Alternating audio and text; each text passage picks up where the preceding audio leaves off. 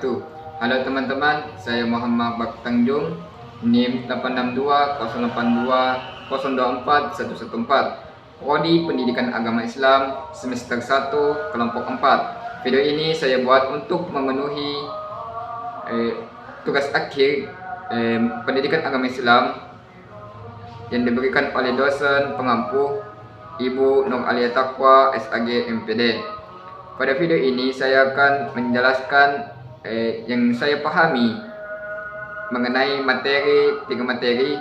Yang pertama, pendidikan seumur hidup dalam pendidikan Islam. Yang kedua, profesionalisme dalam pendidikan Islam dan problema pendidikan umat Islam.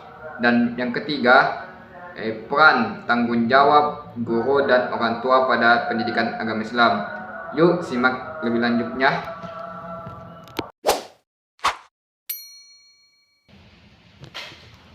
Baik, saya akan menjelaskan materi pertama, pendidikan seumur hidup. Pengertian pendidikan seumur hidup adalah proses pembelajaran yang berlangsung tanpa batas hidup, tanpa batas umur, atau proses pembelajaran yang berlangsung sepanjang hayat. Rasulullah SAW bersabda, tuntutlah ilmu dari buayan hingga liang lahat. Hadis ini menggambarkan bahwa Islam mendorong umatnya untuk terus belajar, untuk menuntut ilmu sepanjang hidupnya. Begitu pula firman Allah pada surah Al-Alaq ayat 1 sampai 5 juga menjadi landasan penting, karena ayat ini menjelaskan bahwa ayat ini menekankan bahwa ilmu itu adalah perintah Allah dan belajar adalah sebuah ibadah. Jadi, pendidikan seumur hidup dalam Islam tidak hanya tentang sekolah, tetapi mencakup semua fase kehidupan, baik formal maupun non-formal. Lantas, mengapa pendidikan seumur hidup itu penting dalam pendidikan Islam? Karena dalam Islam, pendidikan itu tidak hanya untuk meningkatkan kecerdasan, tetapi untuk memperkuat keimanan, membentuk akhlak, dan mempersiapkan manusia untuk menjadi khalifah atau pemimpin dunia. Lalu, bagaimana cara menerapkannya pendidikan seumur hidup itu dalam pendidikan Islam? Ada beberapa langkah yang bisa kita lakukan, yang bisa kita terapkan. Yang pertama itu belajar di usia dini. Belajar di usia dini di lingkungan keluarga. Orang tua merupakan guru pertama yang mengajarkan kita tentang tauhid, ibadah, maupun akhlak mulia. Yang kedua itu mengikuti lembaga formal dan non formal. Yang dimana di sini lembaga formal seperti sekolah dasar, sekolah SMP, sekolah SMA, dan sekolah tinggi menengah. Sekolah tinggi selanjutnya yaitu universitas. Sedangkan non formal itu seperti majelis taklim, majelis ilmu, atau sedang membaca buku. Yang ketiga itu menjadikan teknologi sebagai media pembelajaran. Karena pada masa modern ini, saat ini internet dapat dimanfaatkan sebagai sumber belajar kapanpun dan dimanapun. Jadi tidak ada alasan untuk berhenti belajar.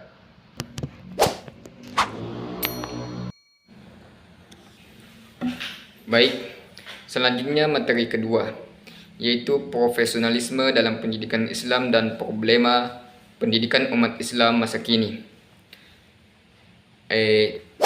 Apa sih itu profesionalisme? Profesionalisme merujuk dari kata profesional, yang berarti mengerjakan sesuatu dengan keahliannya. Jadi, profesionalisme dalam pendidikan Islam suatu kemampuan seorang pendidik dalam mengajar sesuai dengan keahliannya, adil dan berakhlak mulia. Dalam Islam, guru itu tidak hanya semata mengajarkan ilmu, tetapi juga menjadi sosok teladan moral bagi peserta didik. Rasulullah Sallallahu Alaihi Wasallam bersabda, sebaik-baiknya kalian adalah yang mempelajari Al-Quran dan mengajarkannya. Lalu, apa saja problema pendidikan umat Islam masa kini? Tantangan terbesar saat ini, bagaimana menjaga profesionalisme di tengah berbagai problema pendidikan Islam seperti minimnya akses pendidikan. Minimnya akses pendidikan pada umumnya masih banyak negara muslim yang kekurangan fasilitas yang berkualitas.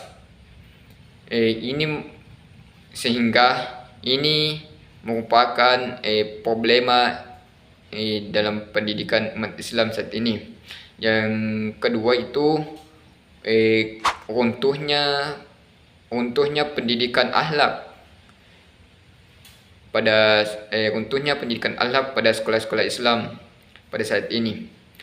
Karena pada umumnya pendidik lebih fokus pada prestasi akademik peserta didik, sehingga mengabaikan pentingnya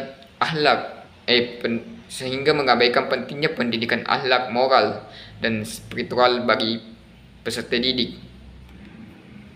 Adapun solusi mengenai dua problema di atas, solusi utama yang kita lakukan adalah meningkatkan kualitas guru, integrasi pendidikan agama dan sains, serta mengembalikan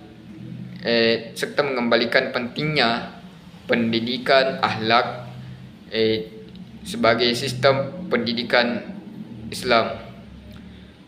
Mungkin itu saja yang saya ketahui dalam materi profesionalisme dalam pendidikan Islam dan problema dalam pendidikan Islam.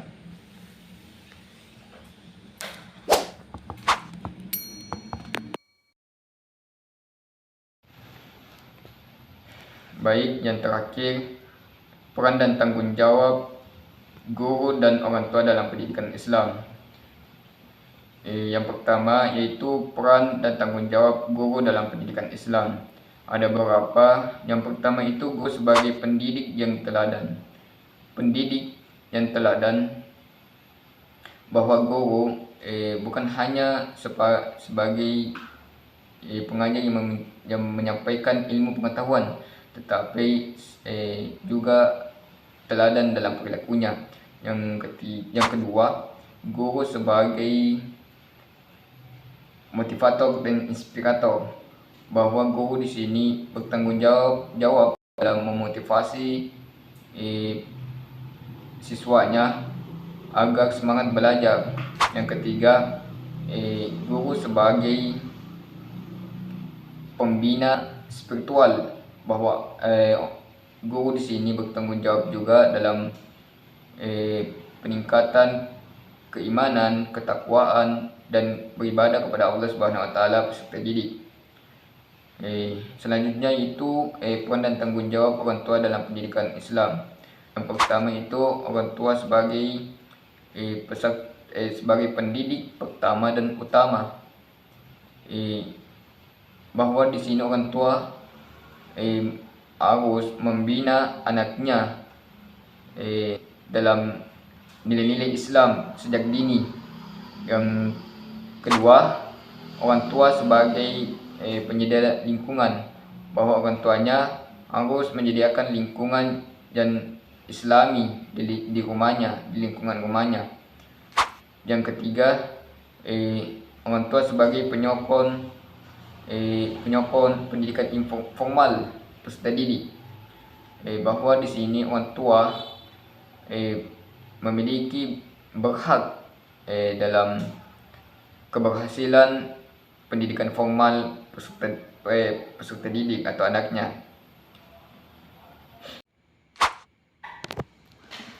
Kesimpulan, pendidikan seumur hidup mengajarkan kita untuk terus belajar. Profesionalisme dalam pendidikan memastikan kualitas pengajaran dan sinergi antara guru dan orang tua menghasilkan generasi muslim yang unggul. Sebagai muslim, mari jadikan pendidikan sebagai ibadah. Ingat, menuntut ilmu adalah jalan menuju syurga. Terima kasih telah menonton video saya. Mungkin sampai di sini saja. Wallahu muwaffiq ila sabilir rasyad. Assalamualaikum warahmatullahi wabarakatuh.